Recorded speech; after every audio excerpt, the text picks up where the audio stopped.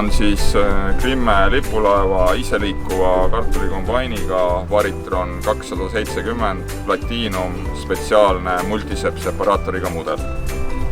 Masin võimaldab väga suuri töökiiruseid ja töötamist eriti rasketes oludes ja ilmastikutingimustes ka märgade ja saviste muldadega. Eile saime selle masinaga teisel tööpäeval keskmiseks töökiiruseks 8 kilomeetrit tunnis. Masinal on spetsiaalne 3 lindi süsteem, eraldi kaevelint ja 2 pealinti, mis siis tagabki selle, et kartulid separeeritakse väga õrnalt. Masinal on topeltrattad, mis tagavad erakordse läbivuse ka märgades ja rasketes tingimustes ja tallavad võimalikult vähe maapinda.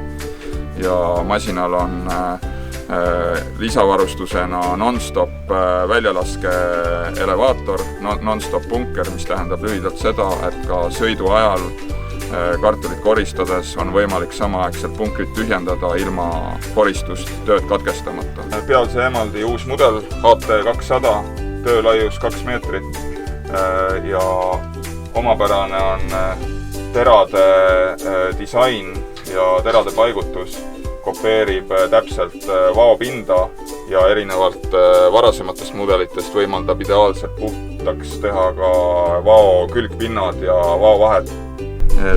Üks väga olulisi asju põllumehe jaoks on masina ülalpidamiskulud ja selle Varitroni mudeli juures on need kõigi varasemate iseliikuvate kombainide mudelitega võrreldes Krimmel viidud miinimumi. Ülalpidamiskulud kulumaterjalide näol peaksid nüüd sellel mudelil olema laias laastus poole väiksemad, kui nad olid varasemate põlvkondade mudelitel.